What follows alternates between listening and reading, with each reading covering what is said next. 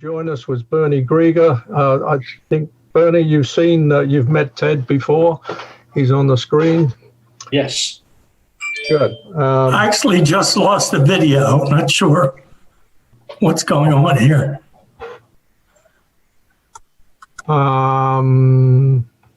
Let's see if I can get John.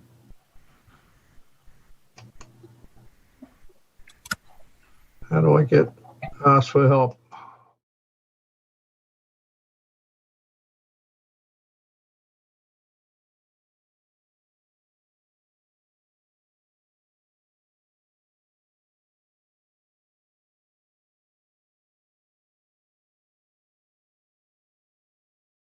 Okay, right, we're live.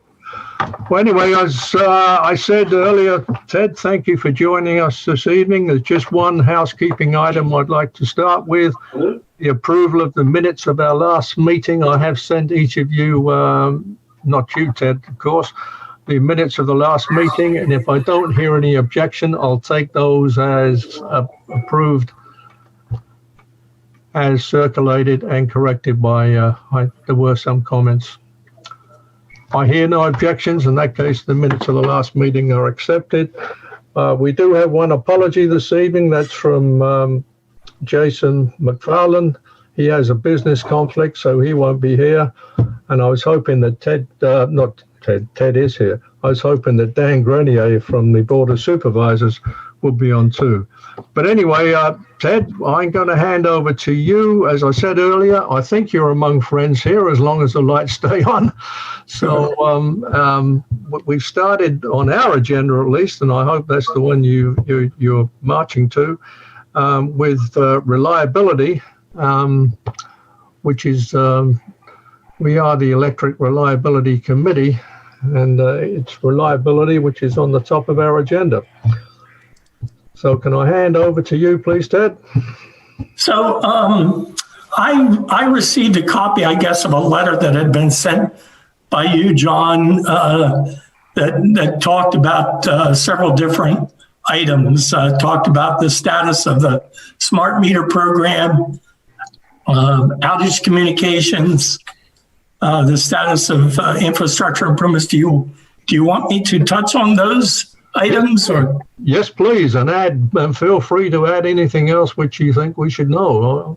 Okay, so I'll start out with the question regarding the status of the smart meter program, and talk a little bit about the benefits of that rollout. The smart meters have been in place now for actually some years, and that was part of a large investment that PICO made to modernize its meters and the communication with customer meters. And actually, we, in the process over a period of years, we installed digital meter technology in all of our customers, residential and commercial and industrial. And we actually built a standalone communication network with that meter technology that would not rely on any other third party for communication with those meters. For some time, we had relied on other third party providers for some of our communication, and we actually decided to build our own network in order to communicate with those meters. And the idea is that we get better communication with the meters to understand the functioning of the power quality, power outages throughout our service territory. And that investment has paid dividends for us in terms of our ability to recognize and react to customer outages far more quickly and efficiently.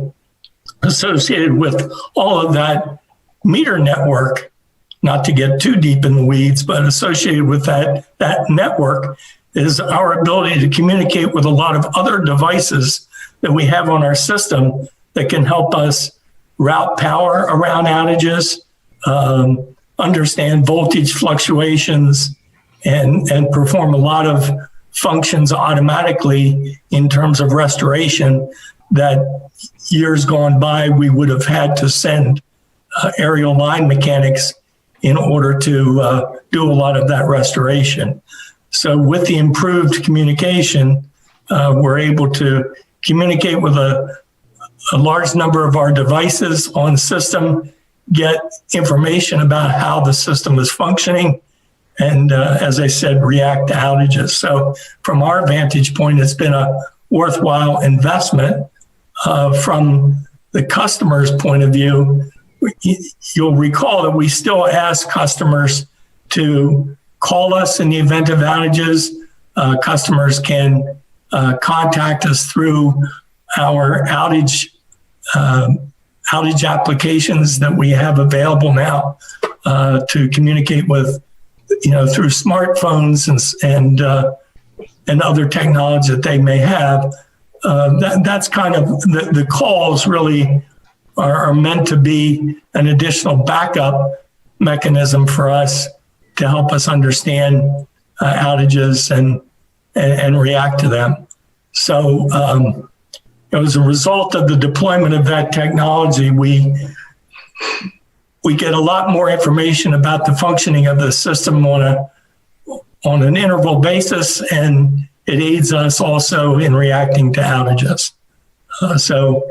From our point of view, the technology is fully rolled out. We're still in the process of trying to add additional enhancements over time that will continue to improve our ability to understand how our system is functioning throughout the service territory that we have, and continue to respond to customers.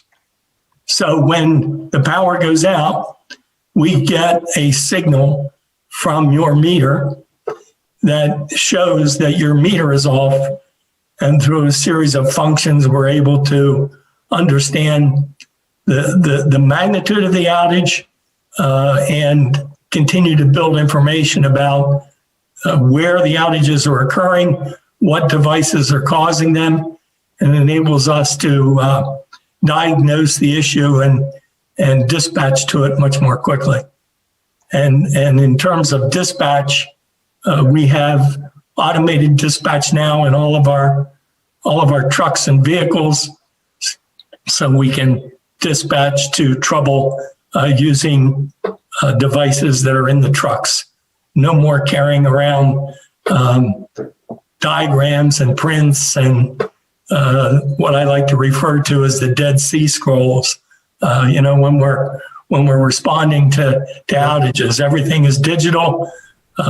Aerial line mechanic can pull up on a job, pull up the prints, understand the electrical system, and basically start to go to work.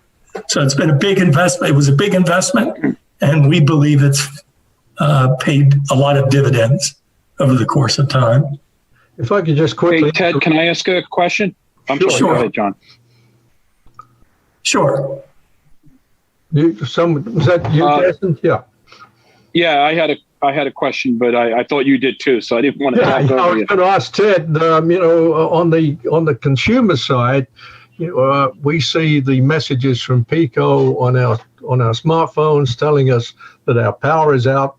But some of those messages are very misleading.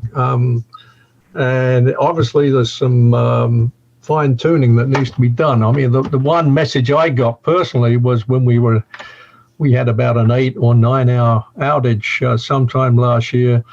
I got an automatic message from PICO saying that their system indicates that our power is on when it wasn't.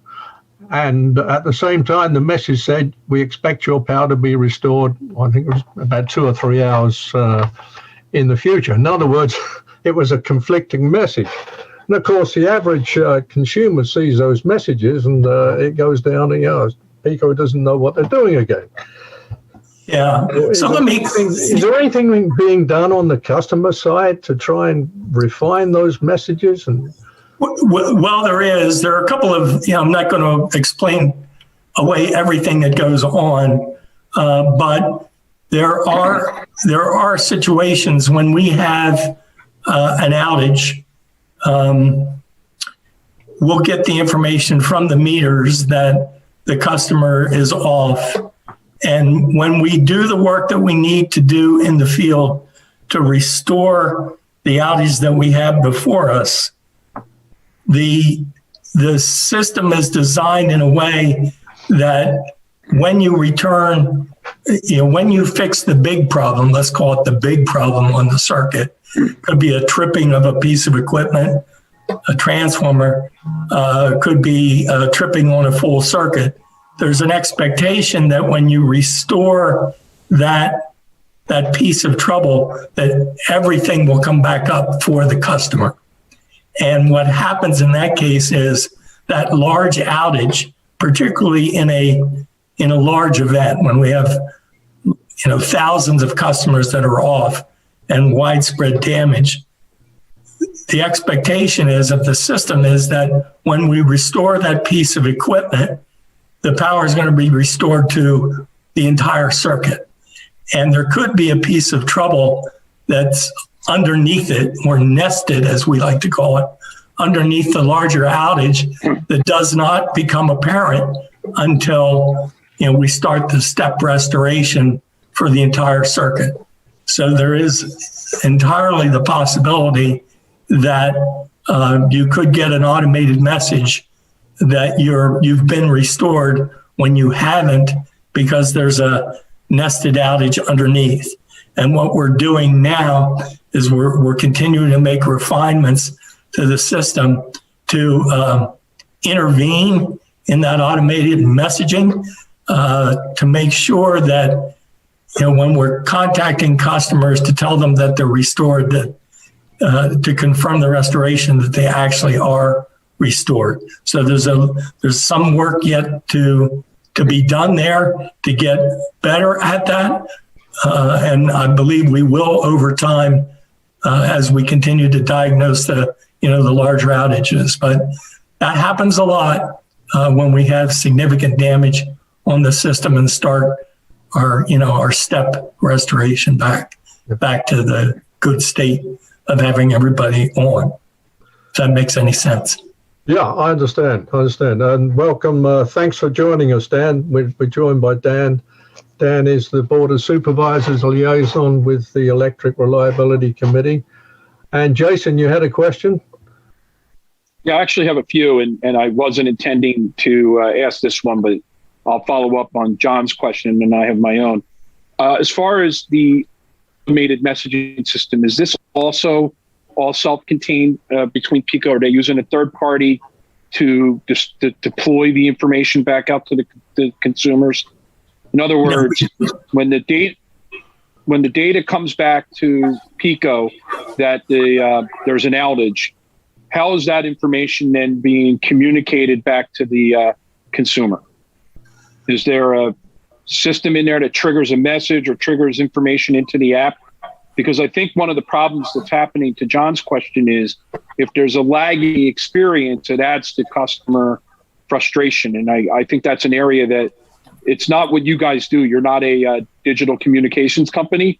You're an electric power company. So what steps are being taken to work on the communication? Because I think if people felt that was reliable, it would allow them to plan for the outages that they're experiencing. Yeah, well, we are, there is a larger initiative that we have underway regarding restoration times and taking a deeper dive into making improvements there. It's not necessarily any lag with the equipment necessarily in terms of it not functioning the way it should from communicating the message. In other words, it's not in the technology per se. So it's not a breakdown having to do with the technology itself in terms of if we used a third-party provider, it would be better. I don't know how to explain it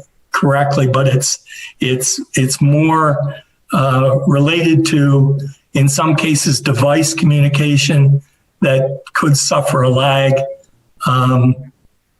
and also there are situations where when we have large events where we're bringing in outside what we call foreign crews. They're not foreign to the United States, but they're not our crews. We bring them in on our system. They're working on our system, but they don't have direct communication with our outage system. So when they finish jobs, they're reporting that information to a supervisor, a PICO supervisor that's on site with that job. So sometimes they'll close out a job, the lights will go back on to a certain number of customers, and there's no indication, there's no communication back to our outage management system that has been restored. There could be a 15-minute delay or something like that. The system refreshes automatically every 15 to 20 minutes. So there should be something that, happens in that lag time. But there can be, as I said, when we have foreign contractors on system, there could be some delays in getting the information back to the customer. But we're not. Go ahead. I'm sorry. No, that's okay. I don't want to get too deep into the weeds, but we are continuing to work on it. We continue to work on it. We have an initiative right now where we're trying to continue to make improvements in the accuracy and reliability of our restoration time estimates. From the standpoint of being more accurate and getting the system reporting back to the customer more quickly. Yeah, I think it's incredibly important. So my other question that I initially wanted to ask is, what are you doing in terms of identifying through the meter program patterns, right? When, I would imagine based upon where the outages are occurring, that there would be some ability to heat map, for lack of a better word, like Lower Makefield Township, and identify specific areas that are continually popping up or problematic areas. So what's the effort around that? We are doing that currently. And we do get information that comes out of the system regarding outages. We have a regional reliability team we have a region that handles Bucks and Montgomery County. There's a regional reliability team that monitors that information to identify areas that are having multiple interruptions in order to take a deeper dive into what's causing those multiple interruptions. So we're constantly reviewing that reliability data to try to identify what the issues are ahead of getting a customer calling about a reliability complaint. So that effort's there. So the follow up to that, and then I'll stop asking questions for now. But the follow up to that is that to identify, when you say to get in front of it before a customer calls, that there's an outage occurring or that there is some event occurring, or is it to allow you to do preventative or treatments to that area to prevent an outage to begin with? In other words, if you see a red hot zone constantly popping up, like let's say Hidden Oaks in Lower Makefield, like what is the plan then to take that data and actualize a preventive, aggressive plan in front of an event, so we can limit the types of events that might be more controllable than, say, a catastrophic weather event, something along those lines? Yeah, so it is designed to do exactly that, to capture those events, develop, as you call, a heat sort of map, if you will, or identify areas that are underperforming, and then do a field analysis of those areas and additional data analysis, determine what the cause of those particular problems are. Right now there's a heavy concentration on identifying areas that have had, 4 or more interruptions in the last 3 months. And, we're trying to identify those areas and determine what the causes are, and also determine what we need to do to improve the reliability. So that effort is out there. Can I? Is it possible for me to go out a little bit macro? I was looking at the PUC Reliability report for 2019, and I noticed the minutes per outage in PICO was extremely high. And what I'm asking, has it improved in 2020, or do you know that yet? Why was it towards the end of 2019, it kind of escalated a little bit? Was there a reason for that, or do you know what happened, and have you improved things? Because I think the PUC asked you to, quote, manage the problem. Yeah, so with 2019, there were areas that we had some storm issues that we dealt with in 2019. Not to explain everything away as a result of a storm, but there were storm issues that occurred there. There were other types of issues, outage issues that were related to trees and that sort of thing. And we take that information and we're submitting it to the PUC, and the PUC is taking that information and they request us to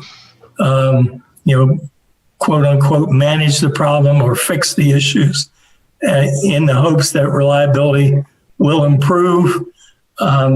There has been improvement in 2020 that we can point to, but I will also tell you that in 2020, because of the fact that we had 2 of our worst storms, June and August were 2 of our worst outage producing storms in the company's history, 2 of the 10 worst, that I would expect to see, I would expect to see that did impact our reliability statistics that we would put forward in 2020. So every time we have these significant storm events, and I'll talk a little bit about storm hardening in a while, but every time that we have those events, that's going to skew customer outages. It's going to skew the minutes and the numbers when we have a storm that impacts a significant number of customers. And both of those events, for example, in 2020 that occurred in June and August, we had over 60,000 customers off in Bucks County in each of those events. And we were, well into the, hundreds of thousands of customers off across our system during those 2 events. And whenever you have those, it's going to skew your data to a certain extent. Ted, this is Lee. Yeah. What does PICO define as an outage? Like, let's say I lose my lights, let's say for 10 seconds, would that be reportable? That's what we call momentary. We have momentary outages and sustained outages. Sustained outages are anything over 2 minutes in duration. And momentaries usually occur, it's a blink or flicker, or, they may be off for a minute or so. So it would be anything up to 2 minutes you'd consider momentary. That's correct. And there are, and not that we ignore momentary events either, but we concern ourselves more with the sustained events than the momentary events.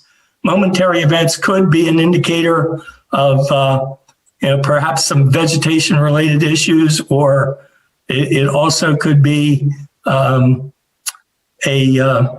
what we call a working fault or something of that nature that still requires us to investigate. But as part of the work that we are doing to automate our system and place additional devices on the distribution system to route power, to give you a sort of a simplified explanation, but to route power around a particular piece of trouble. They're called reclosers, and we're adding more and more of those devices to our system. And as part of the functioning of the recloser, there could be, a sag, there could be a momentary outage because the recloser is recognizing what's happening on the circuit and making adjustments to, restore power around the piece of trouble that you have. On that point, Go ahead.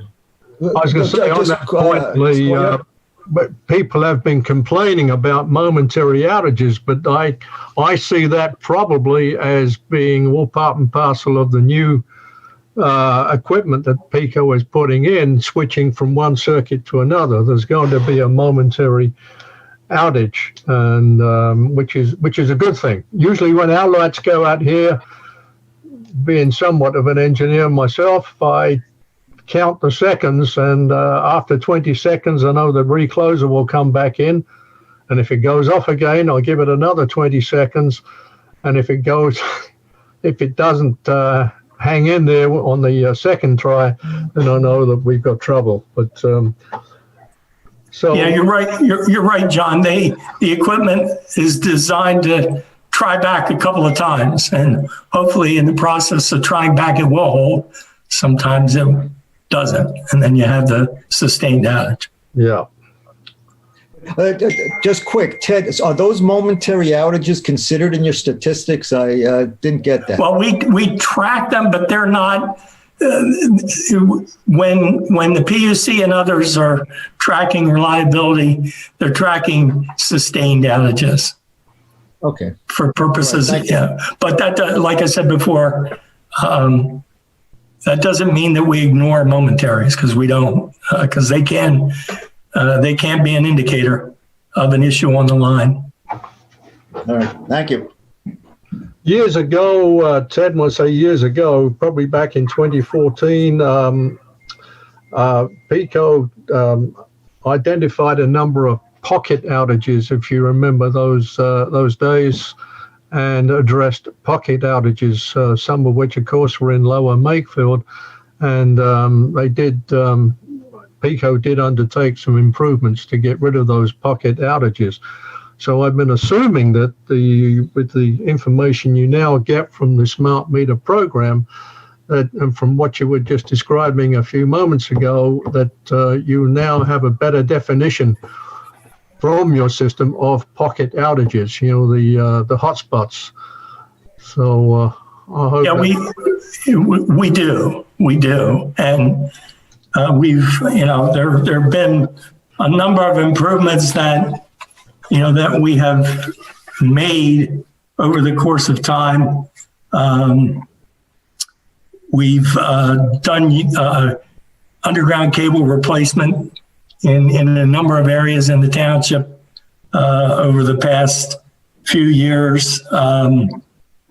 And we're also installing heavier cable and heavier poles and doing things to improve the reliability of particular areas, doing some conversion work of 4 kV distribution service up to 34 kV distribution service. As an example, we've done that, and we'll continue to do that. So it's a combination of making aerial improvements and underground improvements to those areas that continue to show issues. And as I've said before, and I'll say again, if there are areas that are brought to your attention if you can provide that information to me, by giving me street names, that sort of thing, I'd prefer, just for ease of communication, if you would provide that information to the township manager, and then he in turn would provide it to me, and we can track those things down and get some action on them. So I continue, as I have in the past, to offer that out, as an opportunity if there are specific areas you're concerned about. I know one of those areas is Yardley East, as an example, and that's an area that has had its challenges. Yardley West, what I call Yardley West, had its challenges. We did underground cable replacement in Yardley West a couple of years ago, and our plan is to do underground cable replacement in Yardley East beginning later on this year. And there'll be some more information that will that will come out on that project as we get closer to the time in which we intend to do the work. But that's just an example of an area. Lower Hilltop Road is another example that got some attention. We did, we did significant work there. We still have a couple of things left to do there. We're going to install some additional devices there, but we did a lot of aerial cable replacement in that area, and actually converted a large part of that area up to the 34 kV distribution voltage. And that was part of the Morgan unit substation retirement that we did a couple of years back. So we are working our way, around, areas to address those issues. Roloff's Road. Do you know what the percentage of properties or residents that impacts? Like when you talk to us in terms of like Yardley East or Yardley West, frankly, I don't know how that's delineated, because that's not how we who live here refer to it. But putting that aside, if you look at the actual coverage for Lower Makefield Township, what percentage of people are impacted or by these changes that you're talking about? Well, in most cases, they could be several hundred customers that are impacted by a particular program or improvement. I forget what the actual customer count of Yardley East is offhand, but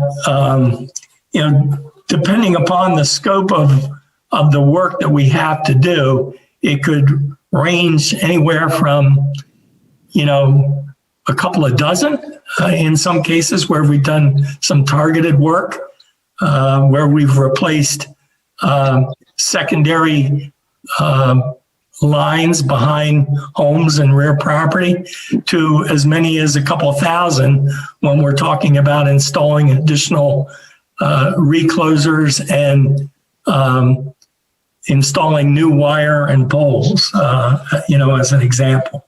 Right, but so if we were to look at the township today, like right. If we just said starting today, when you look at all of those improvements that have been made, I don't know what the start date is that we would want to use. When you add up the dozens or the thousands that are impacted, do we have a sense of what the total impact has been?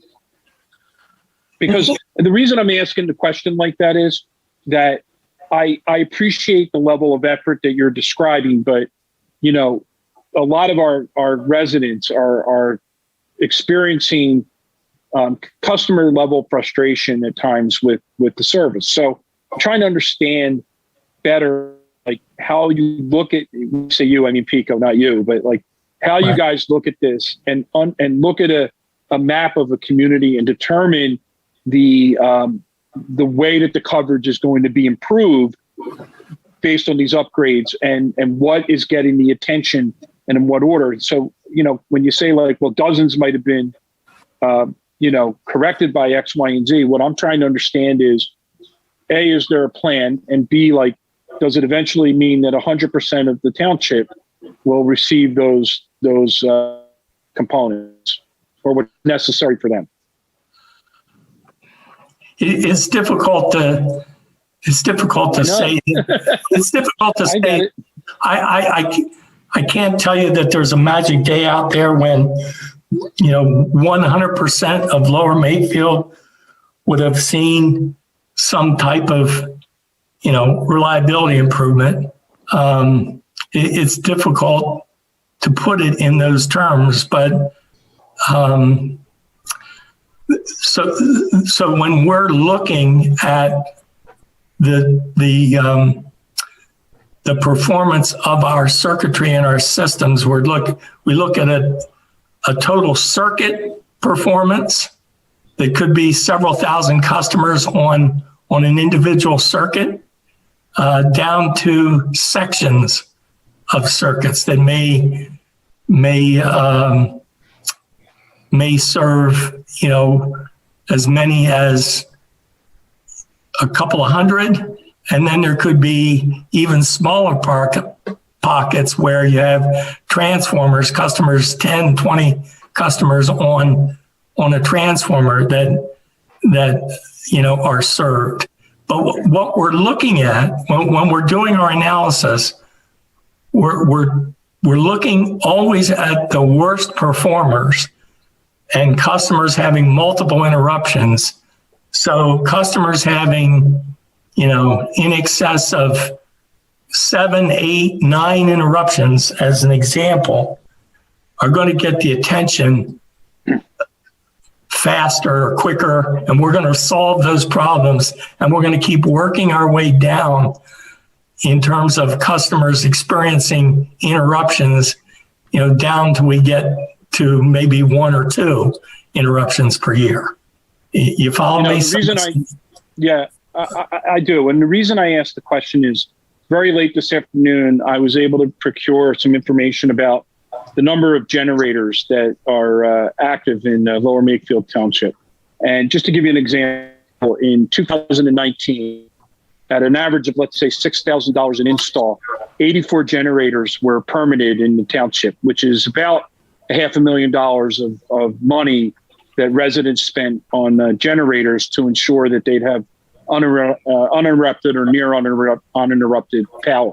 So I think the reason that I'm asking the question is that I think there's an impact to consumers when we have those outages, and the reaction has actually been to go out and spend a significant amount of money, more than they would spend in a year, I think, on most households on their bill, to address the problem directly as they see it themselves.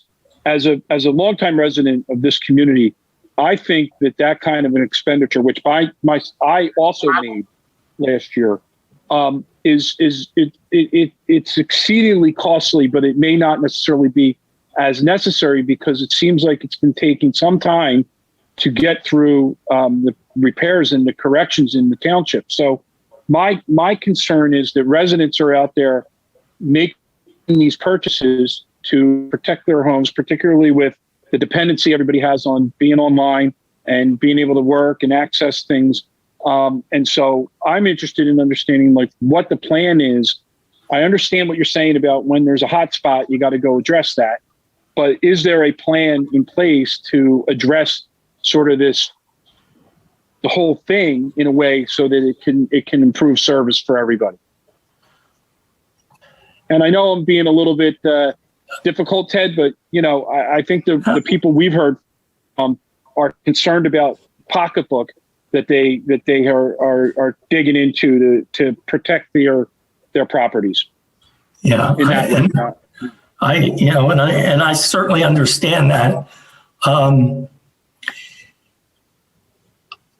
I believe that we have made significant improvements in terms of the numbers of customers that are experiencing multiple interruptions. When I've been at this job myself since the 2008 timeframe, and I have seen significant improvement in overall reliability in the township as a result of the investments that we've made. And I've seen the number of, customers experiencing, multiple interruptions, like 7, 8, 9 interruptions as an example, drop dramatically over the course of time. And I would say that we're continuing to work our way down. Will we ever get to 0 interruptions? I don't think we ever will. I don't think any electric system is going to get there, but we're continuing to drive that number down to a point where a customer might experience 2 to 3 interruptions per year. And then not only are we working on that side of the coin, but we're also working on the amount of time that once a customer is off, the amount of time it takes to get that customer restored. And but for severe weather that's occurring, I see dramatic improvements there as well. We still have a ways to go in terms of severe storm interruptions, and we are going to continue to spend significant dollars to do more storm hardening as as time goes by. We're spending across the entire PECO service territory, we're spending about $1 billion a year on electric distribution system improvements. And we're going to continue to do that level of spend as far out as the eye can see. Hey, Ted, can I on that note, can I chime in for a second? First of all, thank you for joining us. And we're talking a lot about distribution this evening, and obviously the grid is T&D is transmission and distribution. Distribution is a lower voltage, transmission is the high voltage. I see PECO and Exelon as looking. When we have these meetings, we're really focused on distribution, which is something that you look at locally. Obviously, PUC looks at because that's where the customer base is really focused, and if they get complaints, that's where it comes from, and it's all based on local reliability. I'm curious what has come out of PJM, the regional transmission operator of late in the high voltage side of things. The what's TAC, what is it? Transmission Expansion Advisory Committee. I'm forgetting my acronyms. But in terms of long range planning for the transmission system for reliability purposes, in addition to the $1 billion a year that you're spending to try and improve the distribution system, can you speak a little bit about the transmission system as well? I from my experience, and I work in the energy sector, so I work in transmission sometimes, but my experience, PECO doesn't have a ton of high voltage transmission relative to other providers, just the nature of where we are and how the grid works. But can you talk about that a little bit? Well, in terms of, I can get the numbers in terms of mileage of transmission lines. I don't have that off, at my fingertips here. Yeah. But as you know, PJM is the regional reliability manager, as you might say, of the transmission system. And of course, we answer to the Northeast Reliability Council and to FERC when it comes to maintaining the transmission system and our transmission substations and so forth. And we do continue to make the improvements that are required to maintain the reliability standards that are dictated by NERC and FERC, and also to a certain extent, mandated by PJM. So that level of investment, is there as well. We have reconductoring projects, as we call them, that go on from time to time on our 220,000 volt system, our 500,000 volt system, and that occurs, fairly routinely, fairly regularly. But we do have to answer to FERC and NERC, and we haven't had any transmission issues on system. I've been with PECO since 1996, and I don't recall any, transmission issues that have caused any problems, even during the blackout that occurred a couple of decades ago. At this point, that event that was caused in Canada never rolled into the PJM territory because PJM had a system of stops that they put in place to prevent that from cascading forward. So into this service into the PJM service territory. So there is significant attention being paid, regulatory oversight by FERC and NERC and PJM regarding the operation of the transmission system that we have. And then, of course, FERC is involved as well with the supply side, and PJM on a minute by minute, hour basis, as managing the supply, to meet the demand that occurs at any particular point in time by scheduling, generation from a number of providers to it. So I didn't, so there is a focus on that. I can get a little bit of information about that for you and provide that to you. I'd be interested in that. Thank you. And then sure. in terms of the local distribution, I'll go back to something you said earlier. I know I reach out to you on a fairly regular basis, and when I get residents who contact me and ask about outages or concerns that they may have, Lower Hilltop was one of them. I get frequent questions about the status of that section of town and others. And yes, I'll say this: you've been great and responsive to giving me information relative to number of outages and durations and causes. So you've been great about that. So I want you to know that we appreciate your responsiveness on that.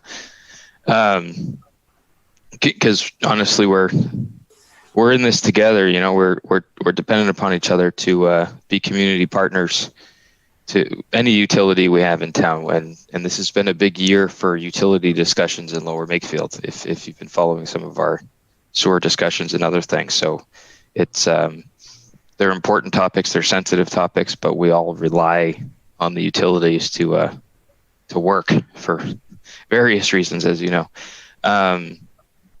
So I'm curious. You mentioned generation.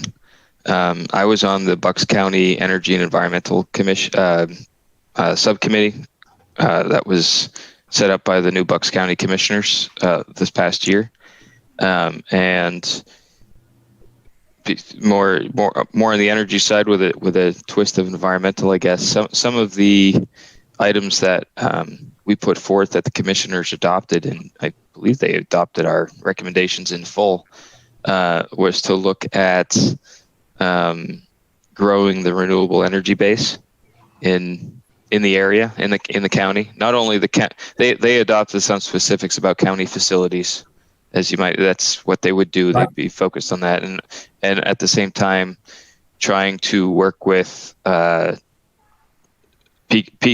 like PECO as well as energy producers to promote planning and zoning code that might also promote renewable renewable energy approaches, smart grid type approaches, et cetera. Because as you know, planning and zoning code are not always up to speed with what's going on in the world. So I'm wondering if, one, you're familiar with their policy goals, and two, if generally what PECO's long-term policy philosophy is on renewables, and then specifically if there's anything in Bucks County or Lower Makefield that we could look forward to or point to as a good example. Well, in terms of renewables, I am familiar with the county goals. I have had some ongoing exchanges with Bob Harvey at the county. He's most interested in driving up the use of renewables and making it, facilitating the use of renewables. So that I'm aware of that. PECO is going to be increasing the amount of renewables that we want to introduce into the system for powering customers. We actually have an RFP out that I can send you that right now for solar RECs in an effort to drive up the use of solar renewables. There is some opportunity on our one of the things that we tried to do on the renewable side is make it a lot easier, if we can, for customers to connect to solar in our service territory. There have been impediments to customers being able to connect because of voltage issues and size of distribution wire and voltages of distribution circuits. And we're one of the side benefits of retiring a lot of our 4 kV system in favor of 13 kV or 34 kV is that it's easier for solar connections to take place. So there is a drive that's underway there.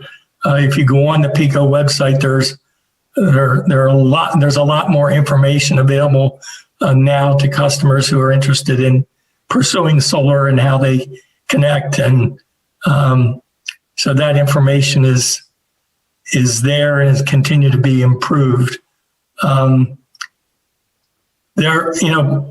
Exelon has announced that by the end of next year, generation is going to be split away from the electric utilities, as I'll call them.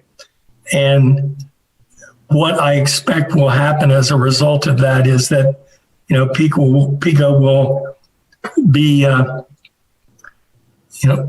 we'll be making more investments going forward in renewables and even perhaps having the ability to actually generate. I'm not saying that we're going to do that, but we're not permitted to do it right now as we're currently structured. But when we decouple, there can be an opportunity for us to pursue more of that. And so I think there's more to come on that as time goes on when we decouple from Exelon generation. Yeah, I know the township will be interested in any sort of community partnerships that you might have with renewables. We've attempted to get grants and whatnot for renewables at our township building, community buildings, et cetera, in the past through the state. But we're definitely interested in any programs that PECO might have to allow for some of that. Absolutely. We'll make sure that we get information to you. Thank you. Yeah. Meanwhile, Tad, back at the from the residents' point of view, have the changes, you touched on it, I know, but have the changes in what I call the northern part of the system. I'm not sure whether that's east or west in your view of the system, but the changes in the northern part, you mentioned the Morgan substation upgrade, and or you've got rid of the Morgan substation and you've upgraded to 34 kV in the north.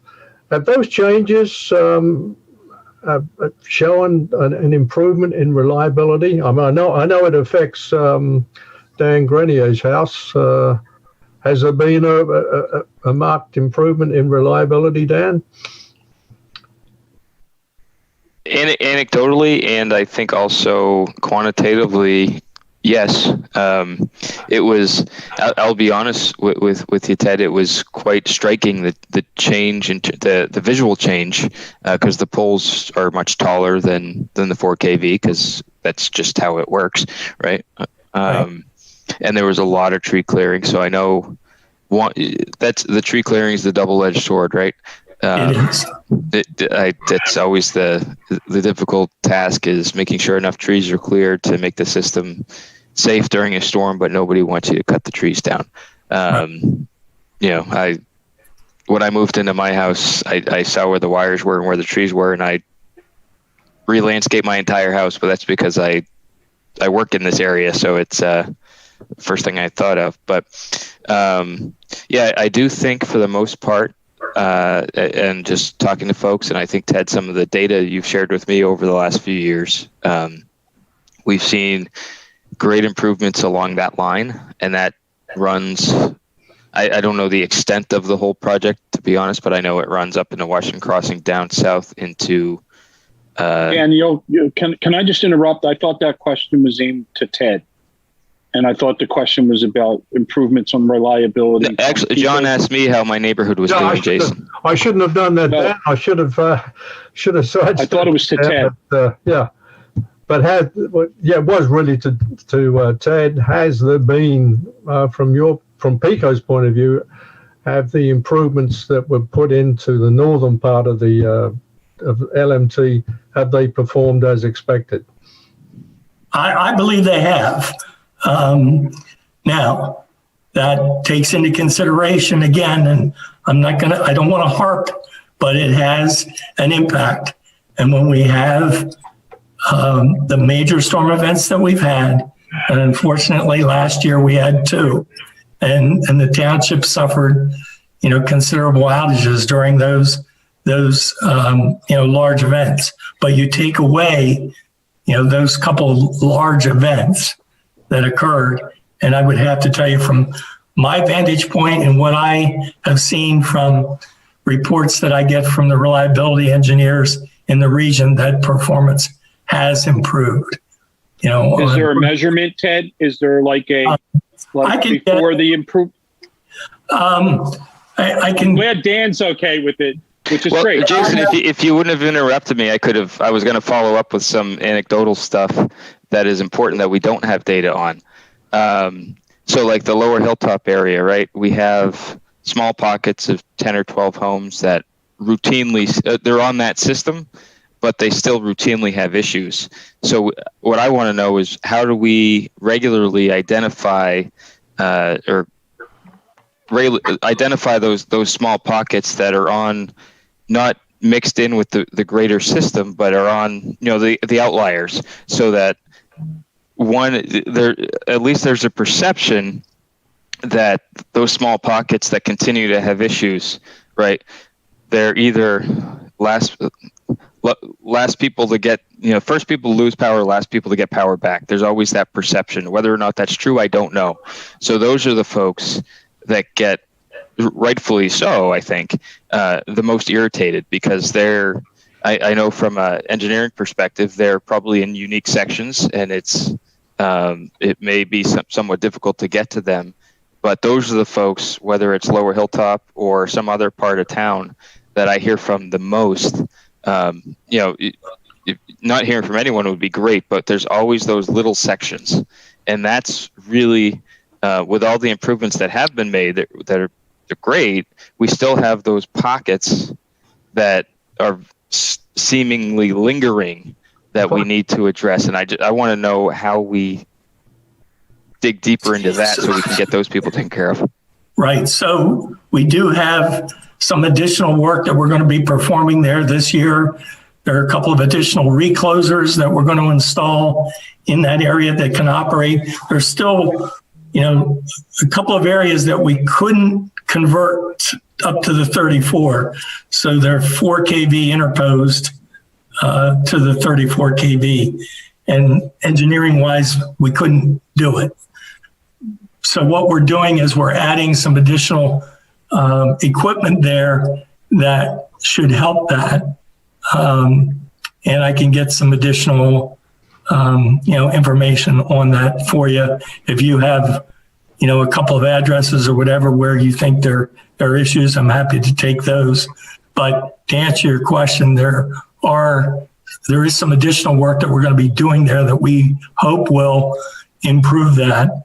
Those reclosers we have the ability to put those reclosers on the 4 kV system. We did not have that capability a couple of years ago. So we can now do that. And I would expect with the addition of that, we'll see some more improvement there. Yeah, the odd number addresses on Lower Hilltop, they back up to another neighborhood. So their backyard and their backyard above ground wires. That whole group is constantly, regularly having issues. And I suspect there are other areas like that with backyards, because that's where the trees are generally and harder to get to, that are having those issues. Yeah, most likely they're the 4 kV areas that, that's typically what you have in the backyards, the 4 kV. And, in the grand scheme, and this is going to take some years, but, we are working towards the elimination of 4 kV to the best of our ability everywhere in our distribution system, because that'll be the key to improved reliability. So there'll be some instances, 2 years out or so, where areas in the township that are served by 4 kV will be moved to 34 kV. There could be areas where lines in the rear property of homes are going to come out from behind the rear property and be out on the street. And that's a significant piece of work that we're working towards now. And it will be impactful. It'll be impactful from the standpoint of improving reliability. It could be impactful from what it's going to look like when we have to do it. Because as you observed before, Dan, the trees and wires don't mix. So, and the standards for installing 34 kV distribution in terms of clearances for the voltages and trees around it are dramatically different. And on that subject, Ted, trees, what is the status of the tree trimming program around Lower Makefield? So we are going to be doing additional distribution preventive maintenance trimming in the township in the fall. I can get some additional information about that. There has been work that's been done in other areas. We used to do a 5-year trim cycle. Now we're doing a 3-year trim cycle because we find that certain species of trees, chiefly pines, they're a problem for us, and evergreens grow much more quickly. So we have to adjust the schedule and do it every 3 years. So we're in the middle of, the redesign of what that 3-year cycle looks like. There will be some of that work that will be done in the township. When I get this year yet, when I get more information about that, I can pass it on to you. But Ted, along those lines, is there any township or municipality that you work with as well that has done some things, maybe from an ordinance standpoint or just a township management standpoint, that have helped PECO deal with the vegetation problem? Are there any things that you guys see that are advantageous in the community to help access those overgrown areas or anything like that? one of the things that you'll see on the website, and I can get some more information for you, is right tree, and we have something called the right tree in the right place. So there is some guidance that we have on our website that talks about planting the right species of tree in the right location and distances away from power lines. I'm not aware of any township yet that has, adopted any of that in terms of into a subdivision or land development, subdivision or land development standard or ordinance that speaks to that. But would that be incongruent? Like, aren't most new developments being built with buried power lines versus older developments or older components that have the poles? Well, that is true, when you have subdivisions, but you also have a lot of homes that are being built, and maybe not necessarily in Lower Makefield, but in other parts of the county that are, not in, designated subdivisions where they have underground cable. They're out along the roads, up through Upper Makefield and Bedminster and, a lot of other places, Soulbury. And, it's, so we still try to promote that. And even though you have, so there's a lot, as you know, there are a lot of homes in Lower Makefield that have rear property services. And, it was great, 20, 25 years ago when the homes were built, little trees became big trees, and the homeowners, didn't have a mind to think about what the tree was going to look like 20 years from now. And they've been there 35 years, and they got a huge evergreen tree that's 5 feet off of the power line in the backyard. And then did I also hear you say that there's a concept of moving those rear lines to the front of properties? In some cases. I mishear that? No, you heard it, but I don't want you to think that this is going to occur everywhere and it's going to occur overnight. But over the course of time, we'll be doing more of that in an effort to improve reliability. And there may be, and again, I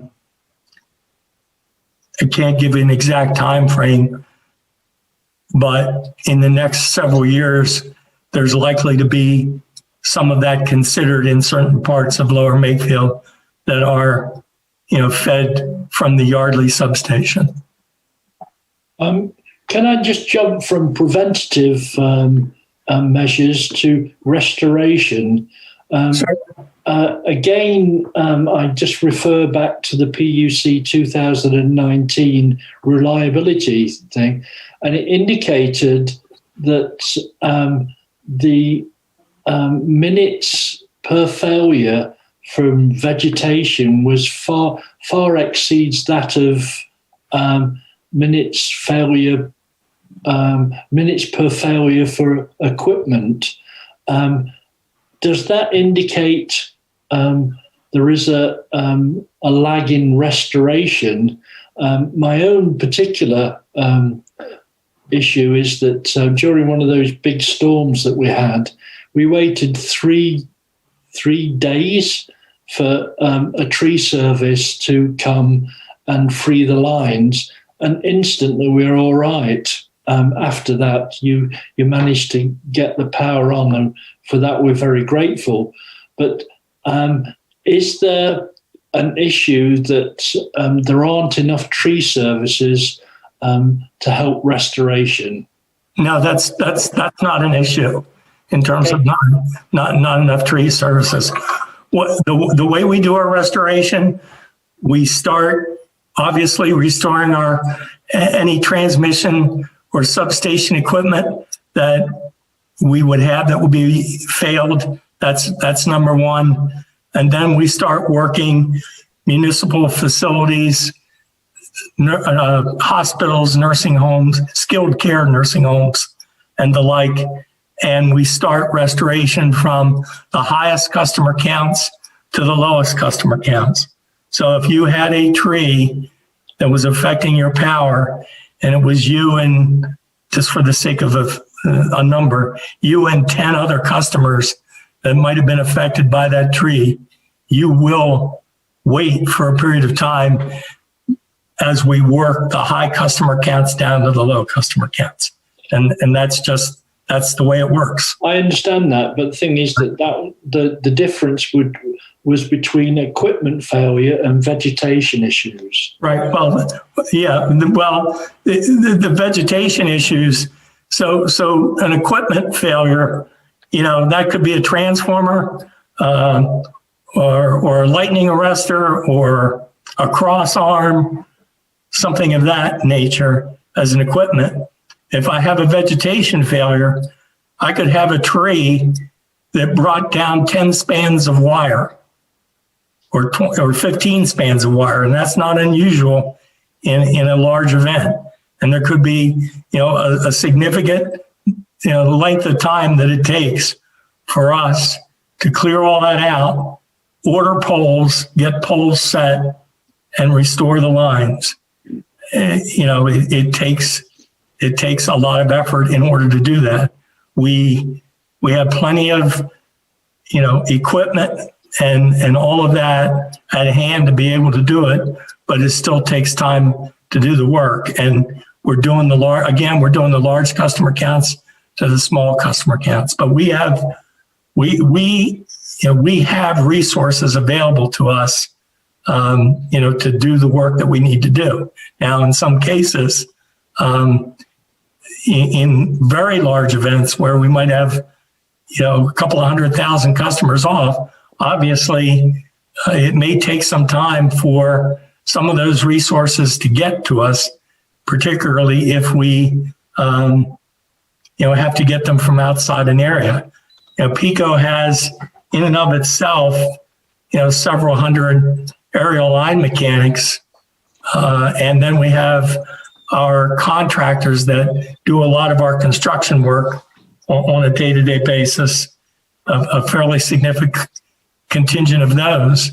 But in storms of that size, we may be talking about onboarding, 1,500 to 2,000 additional FTEs, as we call them, to do all the work that needs to be done, to completely restore, power. So, but nevertheless, you require tree services to free the power, don't you? If something kind of falls on your power line, you require tree services to go there and cut away the branches. It depends on the significance of the outage. If there is a tree branch that might fall on a wire, our aerial line mechanics with proper clearances can free those up. But if you're talking about a large tree, our aerial line mechanics don't have the equipment. We do not have the equipment to do that type of work. That's lift work, bucket trucks, and so forth. But there are instances where, and it happens every day, in a small storm or small weather event, there'll be an outage that occurs, and an aerial line mechanic will go out there and look at it and determine with proper clearance, he can cut it and remove it. And that's what they do.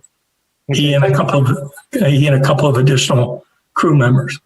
Thank you. Yeah.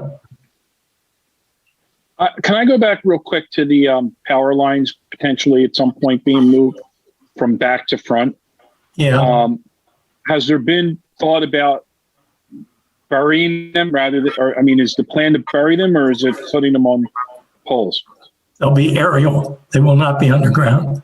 The cost of underground construction is much, much, much, much more expensive than aerial construction by a huge amount. Could be, depending upon what's on those poles and wires, it could be $1 million a mile, as an example, or more. And don't forget, in many instances, we're co-locating, with our wires and utility company, communication company, fiber companies on the same poles.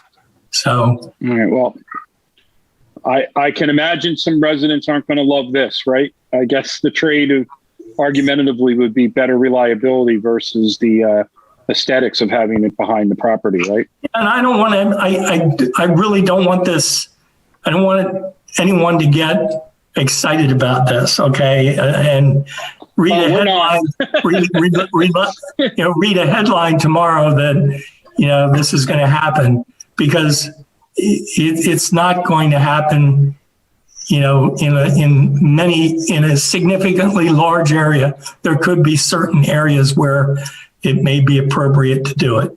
And so it's just, we're constantly looking at ways in which we can improve reliability and service to customers. That has to be part, of the analysis. To the extent that it gets deployed as, there've been no decisions about any of that, but everyone depends upon us to continue to evaluate alternatives to better the reliability of our system. That has to be part of the conversation, the analysis. That's all. And on that issue, underground cables aren't all 100% reliable. I know I live in Yardley Hunt. I don't know whether it's east or west in your system, Ted, but a number of underground cables have failed recently and have had to be replaced, which is an expensive undertaking. It's a lot of work replacing those cables. And of course now they're in this area. My house was built 76, so that's 40 odd years. The cables have been underground. How long are they going to last? I don't know. Yeah, and we look at, that's another variable that we look at. We examine, the life of cable, the construction of the cable, and so forth, in an effort to get ahead of the curve, so to speak, with underground cable replacement. It's not always necessarily about having it run till it fails. It's about trying to be proactive about that as well. So, that's another piece of the puzzle as we look at what we need to do to improve reliability. And in those areas where we have underground that's failing repeatedly, then they're going to be candidates for replacement. Hey, Ted, when I drive down the street, I noticed that a lot of the 13 kV on the poles, it's all bare, like I'm going to say it's bare copper, but I know it's not copper. Are the conductors that you put on your rear property, are they going to be insulated or not? We are working, that is another initiative where we have uncovered secondary wire that we're replacing with what we call bundled secondary wire. So that is part of the work effort that's underway. So when if we're out there working with doing secondary cable replacement, we're not replacing that cable with bare wire. We're utilizing, what's called bundled secondary that goes back in. But what about the primary conductors? The primary conductors, I don't believe there's any bare wire primary conductors out there that I'm aware of. All right, because driving down the street, you look up on a pole and it's not insulated, at least in my area. So well, I don't know what I'd have to look, have a little bit more information. Could be messenger wire that you could be looking at. I don't know. But stuff. So yeah. All right, no, I was just curious because I don't have any rear property wire near me, so I don't know what it would be. Yeah, I don't know either. One of the best examples is down on Black Rock Road. There are bundled secondaries there. So anyway, Any more questions for Ted? Yeah, I just wanted to follow up on my earlier question about the generators. Sure. Like I'm in Hidden Oaks. I'm in Hidden Oaks, Ted, and I think there's 8 that were installed like within the last 6 or 7 months as a result of consumer frustration. I mean, and if when as Dan indicated, like with his neighbors and his awareness of his neighborhood, I would add that that I've had with people have been pushed to a breaking point. We had I guess some outages prior to that kind of drove those decisions. I think early in the summer of 2020, people lost food, in their refrigerators. It was an extended period of time. And I just want to kind of understand what we should be saying to people that are saying, well, I just spent $8,000 on putting a whole house generator in, primarily because I didn't want to throw out food after 3 days of downtime. I believe that the people that are paying for the power and all the wonderful things you talked about tonight are still just customers too, and that there's very little sort of empathy. I don't know if that's the right word, but what do you say to people with that? Because I think the correlation of those purchases are directly tied to the outages. It's not because somebody's running a laboratory in their basements or something like that. Right. I'm also not trying to be difficult, Ted. I want to be able to, help answer questions from people that are asking. There's nothing that, that's going to, that can be said to someone that's already gone out and made a purchase of a generator. I can't make that expenditure go away. That's money that they've spent. What I am hopeful we can do is reduce the number of instances where customers go out and purchase a generator because they have unsatisfactory reliability, and they're driven to do it because of the number of times that they're out. And I continue to work and I believe PECO has continued to be committed to make the instances of folks that are driven to do that less over time by continuing to make the improvements that we're making. And I'll check, because I believe there have been some improvements in your area, but I'll double check that just as an example.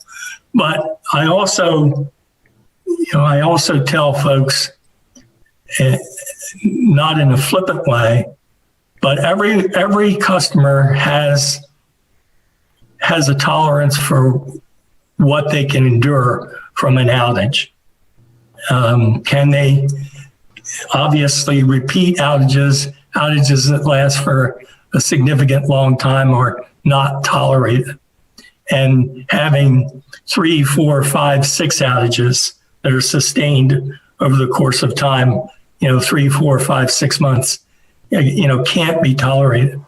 Right. But on the other hand, I say to a customer, if you are someone who needs continuous power and cannot tolerate any outages whatsoever for medical reasons or lifestyle reasons or whatever the case may be, PECO can't guarantee that there will never be an outage, because there will be. And so, and I don't think anybody thinks that. I don't think anybody's looking for 100%, right, Ted? I think that would be unrealistic in any environment. I think it gets back to a topic I think John kicked off on, and we were talking about around the meters, which is, I think the ability when there is an outage to be able to have information that allows people to plan and manage through it has probably been as involved in driving the frustration as the outages themselves, right? Because I think if people know, what the estimate is for the outage to some reasonable, level of, no pun intended, reliability, then the ability to plan around that changes. And I think that's been part of the issue. And so if I were going to make a suggestion, which I'm going to, I think that there is a balance between obviously the outages and the repair and the preventive components that my colleagues have all talked about, but the communication is equally important to me. I mean, I don't know how you guys, Dan and the team would agree, but I think like when people are informed, they can react and be prepared. Post event, nobody knows when an outage is going to hit. But I think from that perspective, having more efficient ways to communicate with the residents would reduce that concern, because I think as things carry on sometimes, I think that's when people, to your point, that tolerance point probably has more to do with the frequency and the length than it does with the fact that it happens. You know what I mean? Yeah, absolutely. And I don't know how many of the residents in the township are making full use of everything that we have to offer in terms of outage communication, in terms of getting information to their mobile devices and that sort of thing. I would certainly be an advocate for that. And, we continue to work on restoration times. And to that point, I don't know if you've noticed or not, maybe you did, maybe you didn't, but in the storms that occurred in 2020, in both June and August, as an example, in a couple of years ago, we would have started to populate restoration times almost from the point in time the storm began. And we would use a standard algorithm of about a 2-hour or 3-hour restoration time to get a customer restored. And what that ended up doing was frustrating customers because the outage was continually changing. And we would run it up. We'd say it's going to be on by 11 o'clock on Thursday. And we'd get to 11 o'clock on Thursday before we changed the restoration time to 11 o'clock the next day, and so on and so on. But in the last several storms that we've had of magnitude, we did not put restoration times up on the system until we had the ability to understand the extent of damage that occurred. And then we began populating with restoration times. And so there were customers that went for a day or two that had no restoration time. And that's because we had not yet, determined the amount of time it was going to take to restore their power, with some degree of accuracy. So, and that frustrated customers because they couldn't get a restoration time. They're saying, what do you mean? I'm not going to be on till Saturday. And there were customers that had, on small events of 5 to 10 customers that got a restoration time. It was Tuesday or Wednesday, and they got a restoration time of Sunday. And they were equally, frustrated, but at the same time, it was in an effort to, be as honest as we could with the customers around what the restoration time would actually be so that they could plan. But my only comment to that is that I think that people, from the perspective of the situation, I don't think it goes outage to outage. I think it's an accumulation. And so I what's being done to communicate, like PECO's desire. I mean, I've been a customer a long time, but like to communicate in a way that is most efficient. Like, is there a campaign or there are a lot of efforts going out to make sure that people are aware of how the site is being utilized to transmit information to people? Because you're right. We could go to our Facebook page that everybody goes to on the township and easily, right, Dan, read about all the frustration that people are. And I want to piggyback what you're saying, Jason, because it's, there's the communication, there's the app or there's the electronic communication between PECO and the customers, individual customers, that I think needs improvement. Jason has very good comments on that because it is what it is. Then there's when you call into, sometimes when you have the electronic communication, whether it's the app or you're just checking the website, where you live and see what outage you're under. And if you're able to call in and get someone on the phone, they don't always match what you I've tried both, right? They don't always match. And then, so there's I understand using, outside contractors and not always having they don't have the same equipment you do or the same access to the communications equipment. But on one side of it, on the PECO side, anything that helps to kind of narrow the area where there's lack of communication can only help. Because the worst thing about outages or anything other major issue is just not knowing, and that's so frustrating. You know what I mean? I grew up in Maine where we had a lot more outages and a lot because of ice storms and everything like that. Very rural, 90% of the state's pine trees. So I get it, but and I understand you got to trek out to wherever you are to figure out what the issues are. But anything we can do to narrow that time lag gap and make things communicate more directly is obviously helpful. And then, on the township side, we have this community Facebook page, we have a township Facebook page, we have all kinds of different methods of communicating.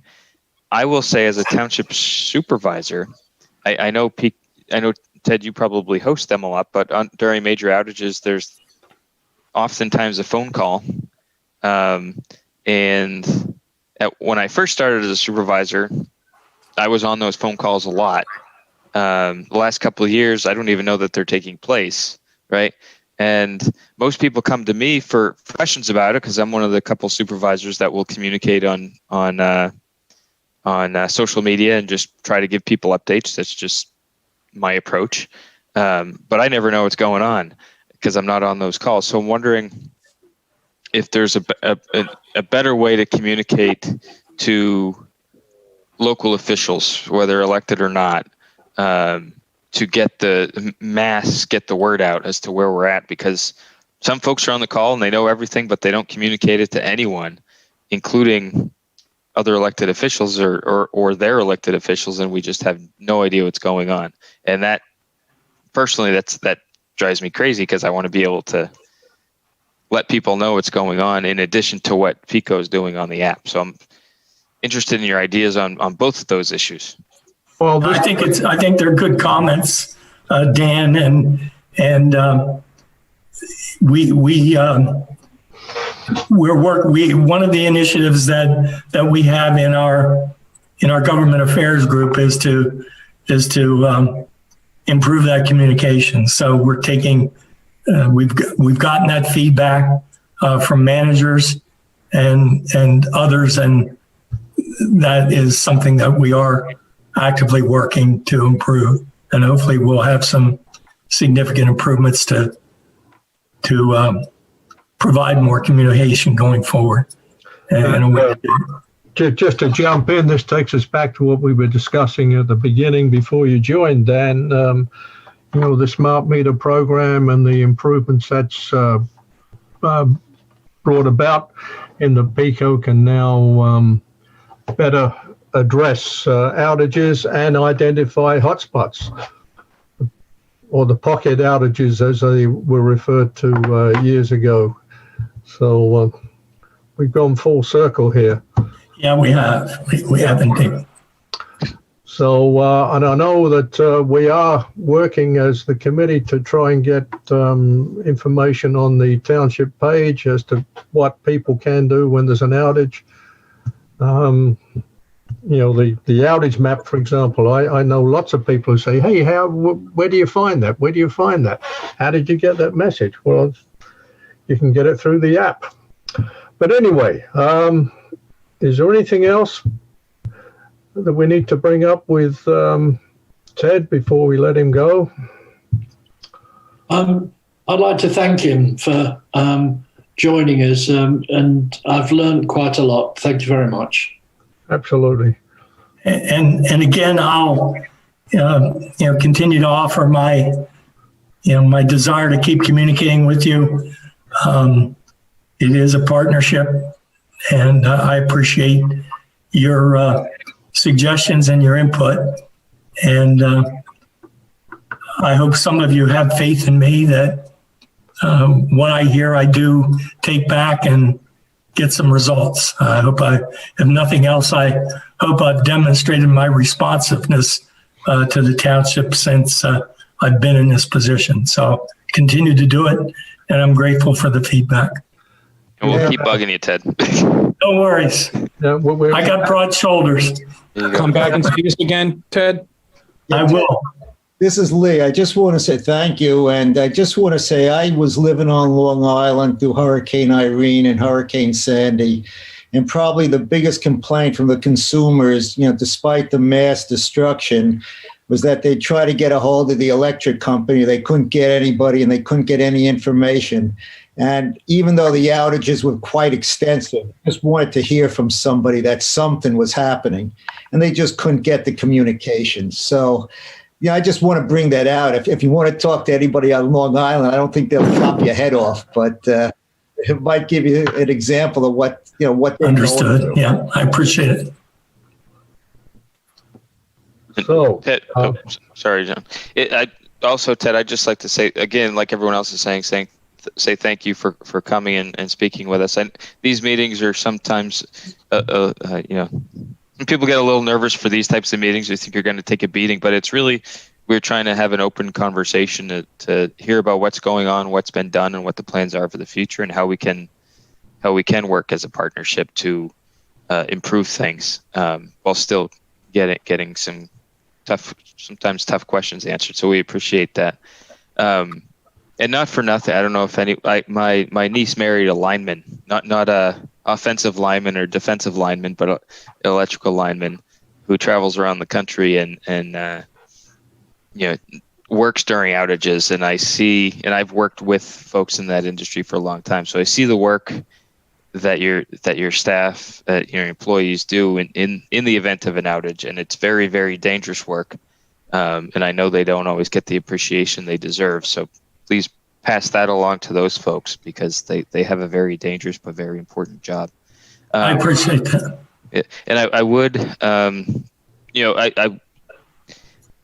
probably, I don't know if John's already said this, but I would like to extend an open invite to you over time for regular or semi-regular conversations like this, both with this group, which is obviously more expert in these issues than other groups, clearly, and it's their charter to track these items and speak to folks like you, obviously. So if we can keep that open, that would be great.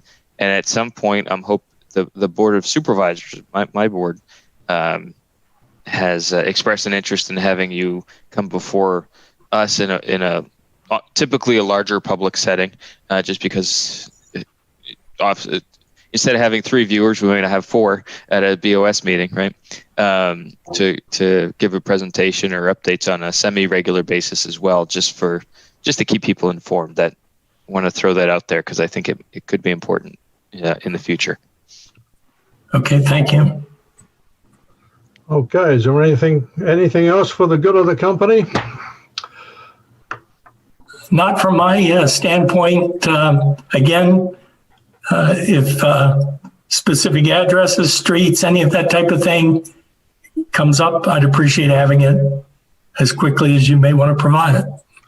And we'll do as you asked, Ted, and communicate through the township manager, Okay. Mr. Ferguson. So we'll do that. Well, thank you all. So I can let you go, Ted. I don't know how you do that on your end. There must be a button somewhere on the screen. There's a button that says leave room, so that's what I'm going to hit. Okay. Thank you, Ted.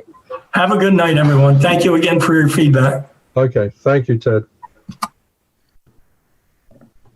Okay, so we've spoken with Ted, and from my point of view, the more we have dialogue with PICO, the better. And the more we talk between ourselves, we're just, in Australia, we would have said we're just bumping gums here, mate. Blowing bubbles, I think that's what we used to say in the UK, but So we need that contact with PICO. I don't see any need for another meeting beyond our regularly scheduled meeting. The next one is in 3 months from now, second Thursday in July, I guess. Hey, John, can I ask you a question? Based on this meeting that we just had and the information that we gathered, would this group be able to, obviously we're going to have meeting minutes. Yes. I don't want to enthusiasm. Yeah. But to keep the ball hopefully rolling downhill, based on those meeting minutes, and after you get a chance to spin it around, everyone gets a chance to spin things around their head a little bit, chew on it, come up with I don't know if there's any recommendations for the board to have another meeting with PICO to ask them for specific items, to promote, let's use the communication example, Jason, to reach out to them on specific communications concerns, or improve township communications, again, as an example, coordinate with, I know Senator Sanders Sierra has an active initiative right now, but anything based on tonight and obviously the history that would be a recommendation if this group could think about that. I know you're not going to come up with a thesis this evening, but if you could think about that in preparation for the next meeting, that I think that would be helpful. And if the recommendation is to just continue to have semi-annual updates from PICO, that's fine too. But I'd be very interested in what this group comes up with for recommendations for the township. Okay. Lee, Bernie, Dan, Jason, thank you. Yeah, John. Yeah. Just a quick one. Our next meeting's not for what, 3 months? Yeah, July 8th. I just did that in my head. I don't know. I haven't looked at the calendar, but...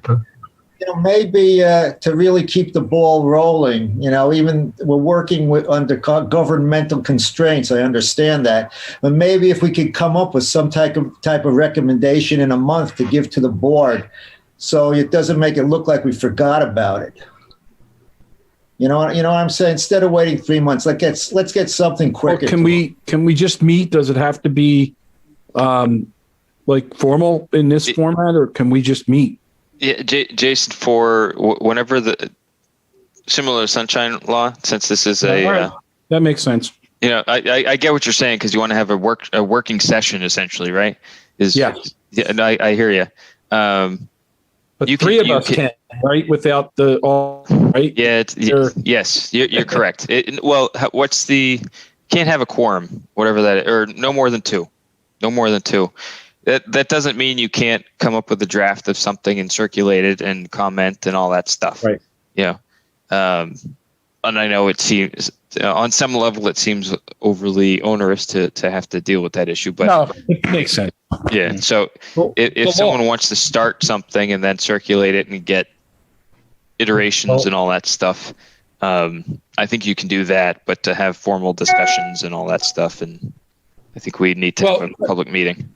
Can I just ask Dan? I mean, I'm not questioning. I'm not questioning you, but the question is, we're not a elected governmental board, so we're an advisory board. So does the same sunshine rule apply? That's a great question, actually. What is the direction I've been given? Because I've been on these boards as well as being a liaison, and the direction we've always been given is in order to have this meeting, we have to provide a public notice, right? Because we are this board was set up by statute, right? So it's not an ad hoc committees can just meet and go discuss and come up with ideas. This one is not ad hoc. This is a formal committee that requires public notice. No problem. That's a great question, because it comes up a lot. All right, we'll work around. I mean, not work around, but we can obviously. Well, the first task, as far as I'm concerned, is to get the minutes of this meeting out, and then we can take discussion between ourselves over the email in comments on the meeting minutes. All right. That's the one advantage of this format is I can always go into YouTube tomorrow or the next day or whatever and revisit what we said. So from the point of view of documenting the meeting, that's very useful. all right. I just think it's wrong that your meeting minutes are now a link to YouTube. I think you should put a little more effort into it. I agree. Okay, all right. Well, the flippancy has begun, so yeah. So do I have a motion for adjournment? Bernie is so moved. Is it seconded? Seconded by Lee. I'm going to say good night and somehow finish this meeting with the help of John Megg